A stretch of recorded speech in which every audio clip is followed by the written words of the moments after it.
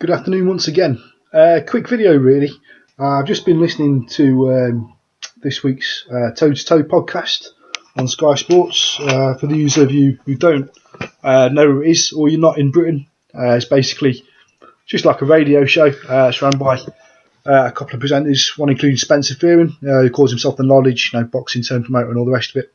But they've just had an interview on this week with David Price, who's of course got another fight on his comeback trail coming up this weekend on the undercard of the Paul Smith Arthur Abraham rematch in Germany. Interesting when you hear David Price speak. It was only a few months ago, going back to December, I believe, maybe November, when David Price was kind of saying, Anthony Joshua, let's get this on. And I wasn't convinced that David Price should be taking that type of fight. Speed and power is the one thing that David Price does really not want to meet right now, especially in the form of youth as well.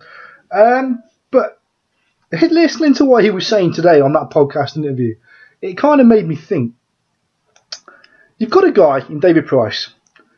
He's got the height, he's got the build, he's got the skills. Let's not forget this guy was an Olympic bronze medalist at the Beijing Olympics in 2008. So he has got the skills. One thing I don't think he has, which I think you need a heavyweight more than anything else, is I don't think he has a killer instinct.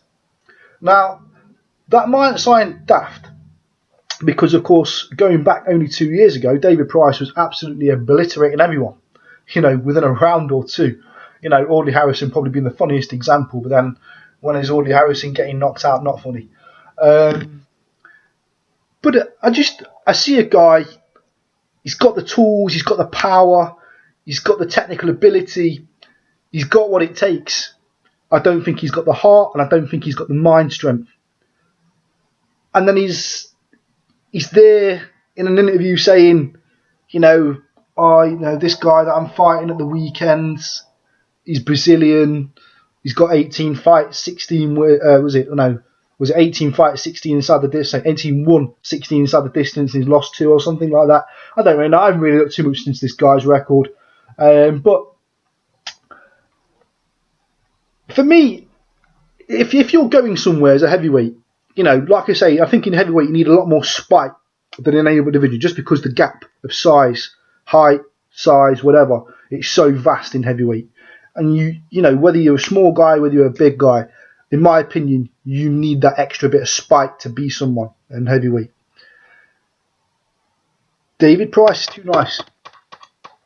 He's, that interview, he should be saying, yeah, I'm going to squash this guy at the weekends, and then I'm on to bigger things domestically in 2015. He should be making the sounds of, this guy's just a keep warm fight. Still making my comeback after the Tony Thompson defeats. This is going to be just another fight on my record, another number to add to the statistics.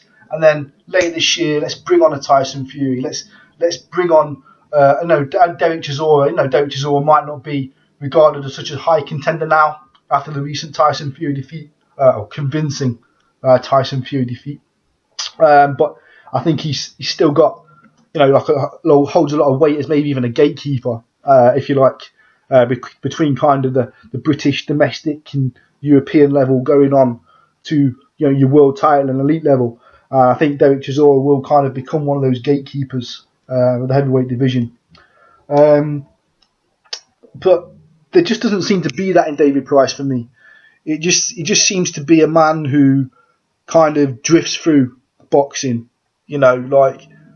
he'll get into a ring, he'll do what he does. If the big man can't get him out of there, he kind of scratches his head a little bit.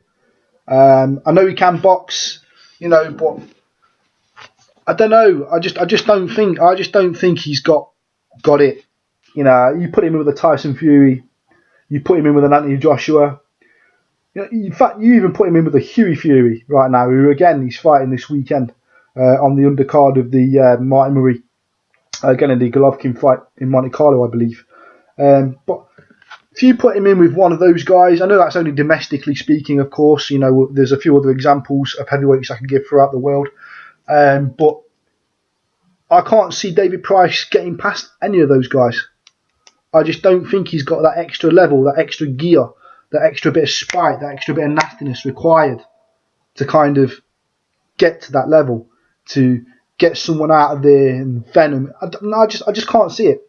I just can't see it. I think David Price, he either needs to let that beast go and show me that I'm wrong, or, you know, I don't know.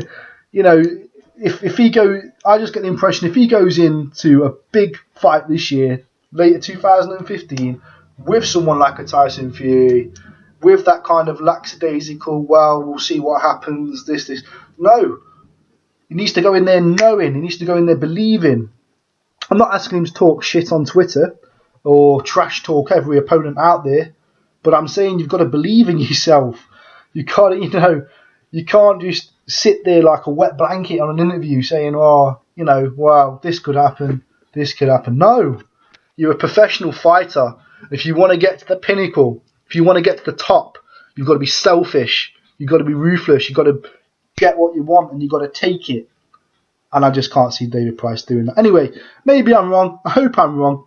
But, let me know what you guys think. Don't forget to subscribe. Even follow me on Twitter. My link's on my channel page. Thanks for stopping by.